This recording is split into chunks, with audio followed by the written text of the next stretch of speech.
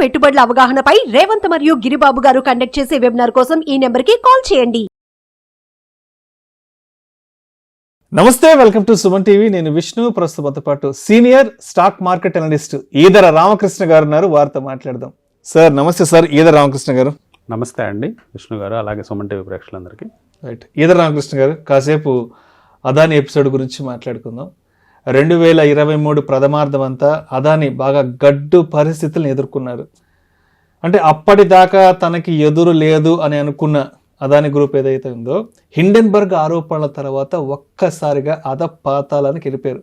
సరే, మొత్తానికి 2023 డిసెంబర్ నాటికంటే ఈ రెండు నాటికి కొంత అంటే యూఎస్ సుప్రీంకోర్టు కూడా అలిగేషన్స్ కొట్టేసిన తర్వాత 2024 నుంచి కొంత సస్టైన్ అయ్యాడు అదాని.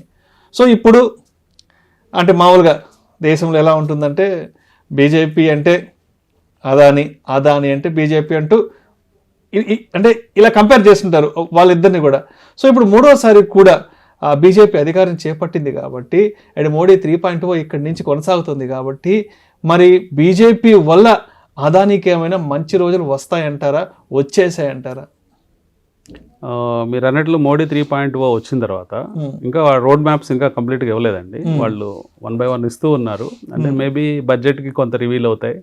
నెక్స్ట్ 100 daysలో మొత్తం రివీల్ అయ్యే ఛాన్స్ ఉంది. నెక్స్ట్ రాబోయే 5 ఏళ్లలో ఏం చేస్తారని, ఇన్ఫ్రా రంగంలో కానీ లేకపోతే మిగతా పవర్ సెక్టార్లో కానీ మేజర్ సెక్టార్స్లో అదాని రోడ్ మ్యాప్ అయితే మొత్తం వచ్చేస్తుందండి. వాళ్ళు మొత్తం చాలా ఉత్సాహంగా ఉన్నారు.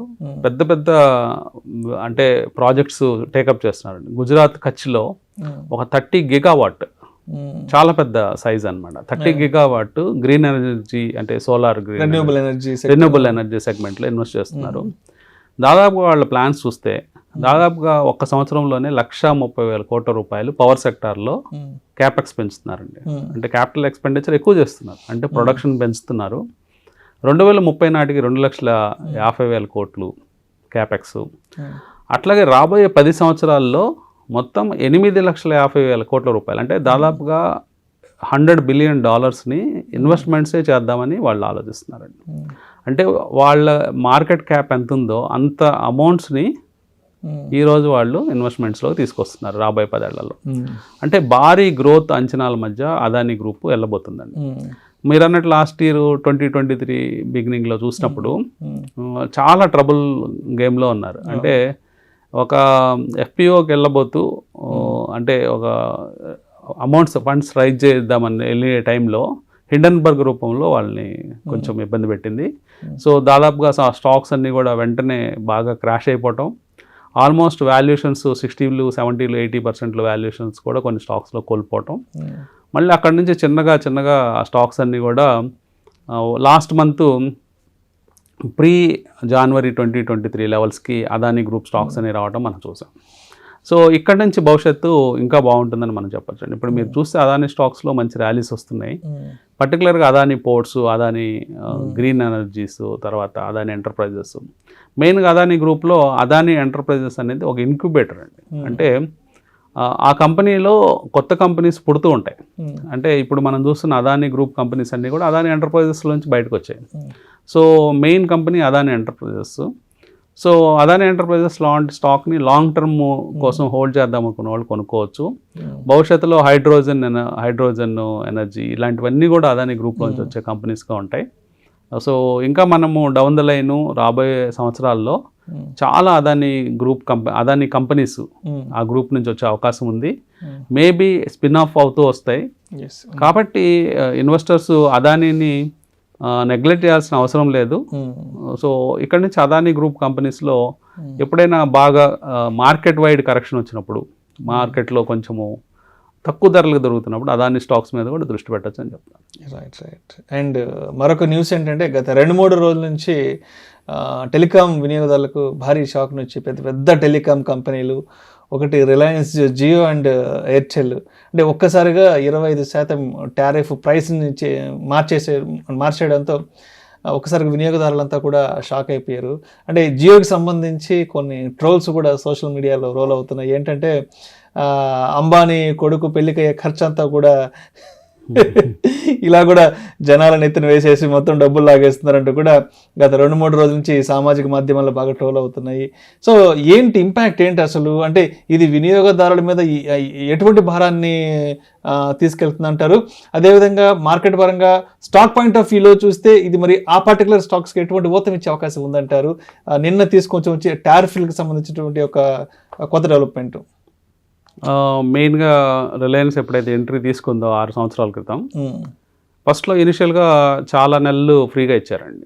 అంటే ఫ్రీగా ఫోన్ తీసుకోండి, లేకపోతే no usage charges, 0 usage charges అని చెప్పేసి అందరికీ ఫోన్స్, అందరూ జనరల్గా ఫ్రీ అన్నప్పుడు అందరికీ అది ఆనందంగా ఉంటుంది.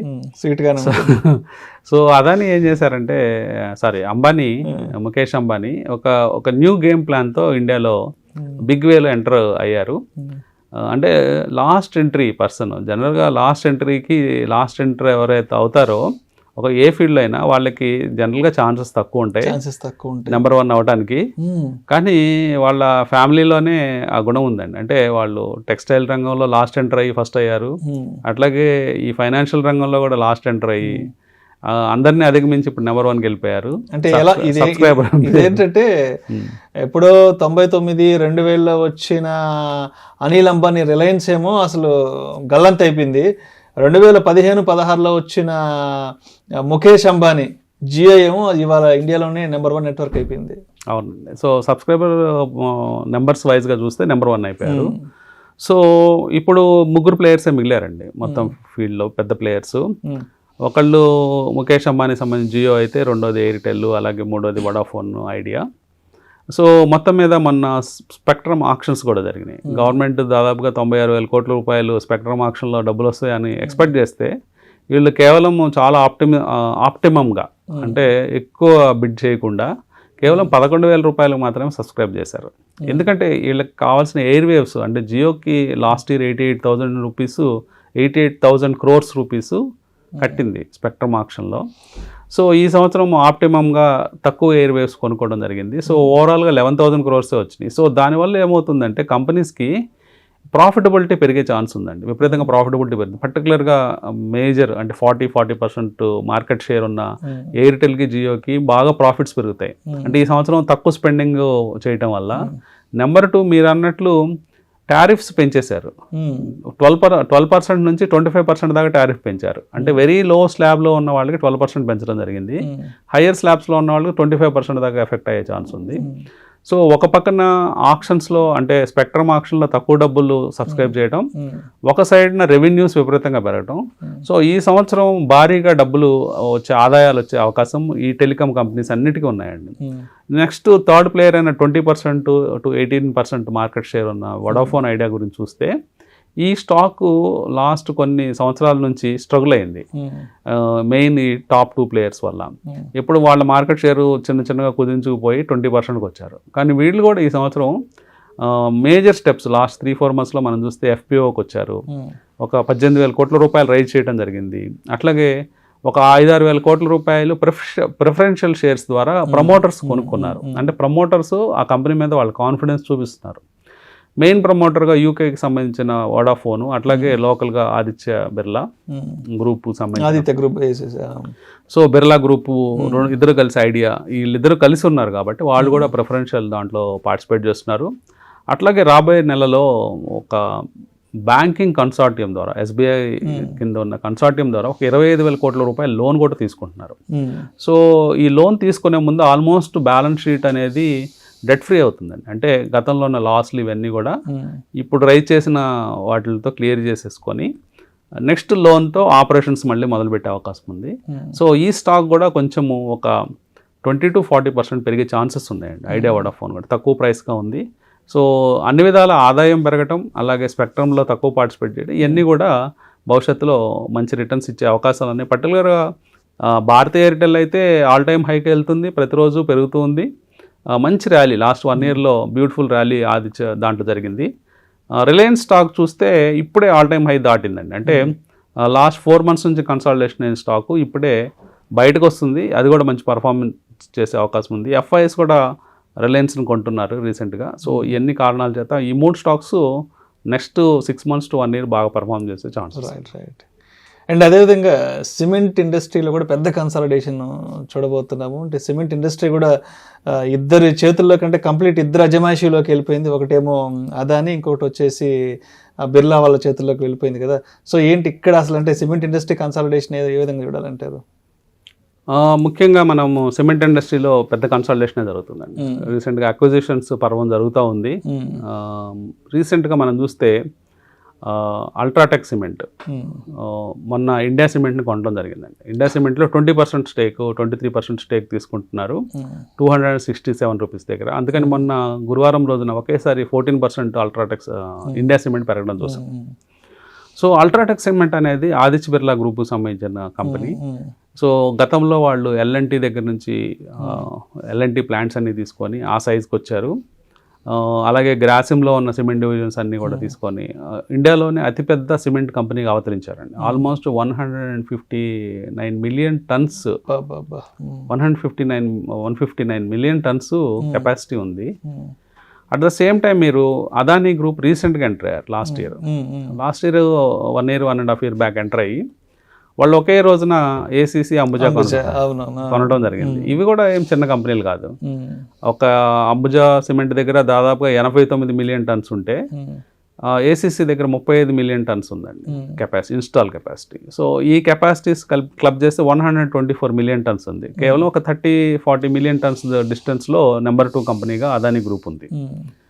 సో ఈ అదానీ కూడా రీసెంట్గా మన సౌత్లో పెన్నా సిమెంట్ని కొనడం జరిగింది 10,000 కోట్ల రూపాయలకి. కొన్ని మిలియన్ టన్స్ యాడ్ అవుతాయి కదా.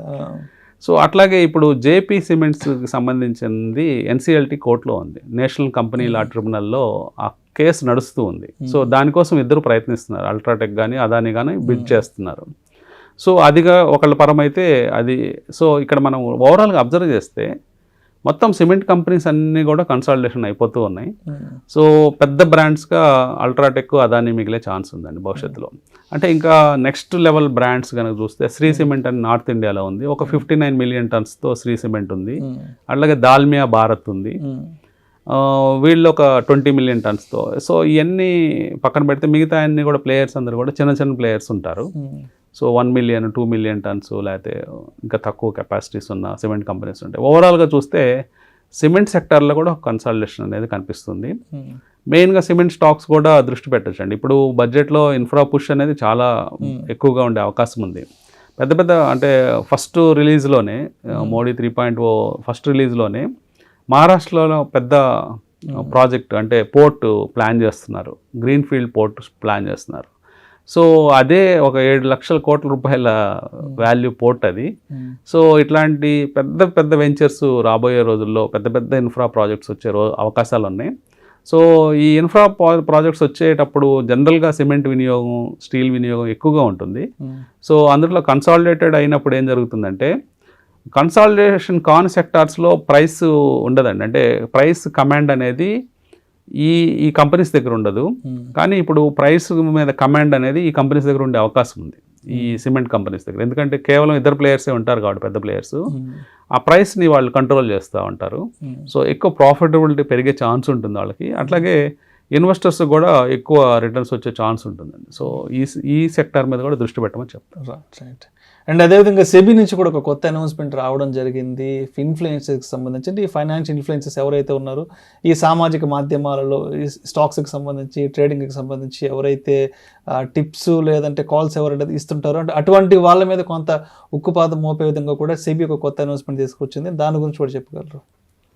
అంటే ఇక్కడ ఇన్ఫ్లుయెన్సర్స్ వాళ్ళ పర్సనల్ బెనిఫిట్ కోసం అంటే మనం మాట్లాడుకుంటే ఐఏఎఫ్ఎల్ లేటెస్ట్ కేసు, ఐఏఎఫ్ఎల్ బ్రోకింగ్లో ఒక డైరెక్టర్ అయిన సంజీవ్ బాసిన్ వాళ్ళ పర్సనల్ గెయిన్స్ కోసం ఎక్కడో మీడియాలో రికమెండ్ చేయడం, తర్వాత ప్యారలల్గా లేదా ముందుగా వాళ్ళు షేర్స్ కొనుక్కోవడం, ఇవన్నీ కూడా మనం చూస్తుంటాము. ఇది పెద్ద సైజులో. అలాగే స్మాల్ వేలో ఏంటంటే చాలా అవెన్యూస్ ఉన్నాయండి, లైక్ టెలిగ్రామ్ ఛానల్స్, లేకపోతే వాట్సాప్ గ్రూప్స్, ఇట్లా ప్రైవేట్ గ్రూప్స్, ప్రైవేట్ అదే ట్విట్టర్ పోస్టింగ్స్, ఇన్స్టాలో, తర్వాత ఇన్స్టా పోస్టింగ్స్, ఇవన్నీ కూడా. తర్వాత ఇప్పుడు సెన్సిబుల్ అని ఒక వెబ్సైట్ ఉంటుందండి, దాంట్లో P&Ls పోస్ట్ చేయడం, అంటే ఒకళ్ళు ఆథరైజ్ చేస్తారనమాట, అంటే ప్రాఫిట్ అండ్ లాస్ నాకు వచ్చిందని చెప్పడం, అది వచ్చిన రోజు చూపించడం, రాని రోజు దాచిపెట్టడం, అంటే ఆర్టిఫిషియల్ గా హైప్ క్రియేట్ చేస్తారు వాళ్ళ గ్రూప్ లో బాగుంది అని చెప్పడానికి. ఇవన్నీ కూడా ఈ ఫైనాన్షియల్ ఇన్ఫ్లుయెన్సర్స్ గా వస్తారు వీళ్ళందరూ సోషల్ మీడియాలో. వీళ్ళందరూ ఏం చేస్తారంటే అది కమర్షియల్ వేలో యూజ్ చేసుకోవడం ఒక విధానం. అంటే వాళ్ళేమి ట్రేడింగ్ చేయకుండా ఓన్లీ రికమెండేషన్స్ ఇచ్చి ఎక్కువ మందికి రికమెండేషన్స్ ఇచ్చి డబ్బు సంపాదించడం, లేకపోతే ఇందాక చెప్పుకున్నట్టు ఫస్ట్ కేసులో చెప్పుకున్నట్లు వాళ్ళు కూడా ట్రేడింగ్ చేసుకుంటూ నేషన్ వైడ్ మీడియాలో మనం మాట్లాడేటప్పుడు అది ఎక్కువ మందికి స్ప్రెడ్ అవుతుంది. కాబట్టి ఈరోజు ఇన్వెస్టర్స్ ట్రేడింగ్ కమ్యూనిటీ దాదాపుగా 50 లక్షల నుంచి ట్రేడింగ్ వాళ్ళే ఒక 50 లక్షల నుంచి 60 లక్షల మంది ట్రేడర్స్ ఉన్నారు ఇండియాలో. ఇన్వెస్టర్స్ అయితే కోట్లల్లో ఉన్నారు, 6-7 కోట్ల మంది ఉన్నారు. సో ఒక్కసారిగా వాళ్ళని ఇన్ఫ్లుయెన్స్ చేసిన వాళ్ళుగా అయ్యి వీళ్ళు ఫ్రంట్ రన్నింగ్ చేస్తూ వాళ్ళ ఓన్ ప్రయోజనాల కోసం గేమ్ మార్చుకుంటారు. సో ఇవన్నిటిని కూడా అరికట్టాలని సెబీ ఆలోచిస్తుంది. కానీ ఎట్లా అరికడతారు, ఎలాంటి రూల్స్ ఇంపోజ్ చేస్తారు అంటే సర్టిఫైడ్ పీపుల్ దగ్గరే మీరు తీసుకోండి, అంటే సలహాలు తీసుకోండి. జస్ట్ లైక్ దట్ గ్రూప్స్లోనో ఎక్కడి నుంచో వచ్చిన న్యూస్ని మీరు ఫాలో కావద్దు. ఇవన్నీ కూడా ఆథరైజ్డ్ పర్సన్స్ అని ఏమన్నా రూల్స్ ఆల్రెడీ ఉన్నాయి, కొన్ని అంటే మెయింటైన్ కావటం లేదు, కొన్ని మెయింటైన్ అవుతున్నాయి. సో అందువల్ల సెబీ వాటి మీద నిర్ణయం తీసుకునే అవకాశం ఉందండి. సార్ అదేవిధంగా డీమ్యాట్ అకౌంట్కి సంబంధించి కూడా ఒక లేటెస్ట్ అప్డేట్, లేటెస్ట్ డెవలప్మెంట్ రావడం జరిగింది. అంటే దానికి సంబంధించిన కొత్త పరిమితులు కూడా సెబీ తీసుకురావడం జరిగిందంటూ ఒక ఆర్టికల్ చదివాను, మీకు కూడా షేర్ చేశారు మొన్న ఒక 1 day బ్యాక్. సో దాని గురించి కూడా మన ఆడియన్స్కి కొంచెం డీటెయిల్గా తెలియచేయగలరు, డీమ్యాట్ అకౌంట్కి సంబంధించిన పరిమితుల గురించి. అంటే గతంలో డీమ్యాట్ అకౌంట్ ఉన్న వాళ్ళని, అంటే డీమ్యాట్ అకౌంట్స్ని ఎంకరేజ్ చేయడానికి, ఇప్పుడు కొంతమంది డీమ్యాట్ అకౌంట్లో ఉంచితే ఖర్చులు పెరుగుతాయనే ఉద్దేశం కావచ్చు, లేదు డీమ్యాట్ అకౌంట్ గురించి తెలుసుకోకుండా కేవలం ఫిజికల్ ఫామ్లో ఉండేవాళ్ళు చాలామంది ఉంటారండి ఇన్వెస్టర్స్. సో వాళ్ళని కూడా డీమ్యాట్లోకి రప్పించడానికి గవర్నమెంట్ కొన్ని ప్రయోజనాలు, సదుపాయాలు ఇచ్చింది. వాటిలో ముఖ్యంగా మీరు చూస్తే 2 లక్షల రూపాయల దాకా వాల్యూ ఉంటే మీ డీమ్యాట్ అకౌంట్లో మీకు ఛార్జెస్ ఏమీ పడవండి. అంటే 0 ఛార్జెస్తో మీరు అకౌంట్ని హోల్డ్ చేసుకోవచ్చు. 2 లక్షలు పైబడి లేదా 4 లక్షల లోపుగా ఉన్న వాళ్ళకి మాత్రం 100 రూపాయలు ఛార్జ్ వేయమని సెబీ నిర్ణయించింది గతంలో. అట్లాగే 4 లక్షలు పైబడిన అకౌంట్స్ అన్నిటికీ మోర్ ఆర్ లెస్ 300 నుంచి 1000 రూపాయల దాకా అది వాళ్ళ బ్రోకింగ్ కంపెనీ ఇష్టం అనమాట. అంటే బ్రోకింగ్ కంపెనీ నిర్ణయాన్ని బట్టి మీకు ఛార్జెస్ పడతాయి. జనరల్గా మనం ప్రైవేట్ బ్యాంక్స్ అక్కడ మనకి డిమాట్ అకౌంట్స్ ఉంటే వాళ్ళు క్వార్టర్లీ ఛార్జెస్ 750 రూపాయలు, 500 వాళ్ళు వేస్తూ ఉంటారు. అదే మనకి జనరల్ బ్రోకింగ్ కంపెనీస్లో సంవత్సరానికి 300, 500 ఇలా ఛార్జెస్ పడుతూ ఉంటాయండి. అంటే 4 లక్షల పైబడి మ్యూచువల్ ఫండ్స్, 4 లక్షల పైబడి షేర్స్ కనుక మన డీమ్యాట్ అకౌంట్లో ఉన్నట్లయితే, అలాంటి పరిమితులు ఉన్న సందర్భంలో ఇంకా పెద్ద ఎత్తున లాస్ట్ 4 years నుంచి మనం చూస్తే ఇన్వెస్టర్స్ 2 కోట్ల మంది ఇన్వెస్టర్స్ ఇప్పుడు 7 కోట్లు 8 కోట్ల దాకా దాటిపోతున్నారు. సో ఇలాంటి సందర్భంలో వాళ్ళకి ప్రయోజనాలు, అంటే చిన్న ఇన్వెస్టర్లకు ప్రయోజనాలు పెంచాలని చెప్పేసి 10 లక్షల రూపాయల దాకా మీ డీమ్యాట్ అకౌంట్లో ఉన్నా కానీ, 10 లక్షల రూపాయల వర్త్ ఆఫ్ షేర్స్ ఉన్నా కానీ మీ ఛార్జెస్ జీరోగా, అంటే ఏ ఛార్జెస్ వేయకూడదని సెబీ ఒక నిర్ణయం తీసుకుంది. బహుశా అది మనకి రేపు సెప్టెంబర్ 1 నుంచి అమల్లోకి రాబోతుందండి. సెప్టెంబర్ 1, 2024 నుంచి.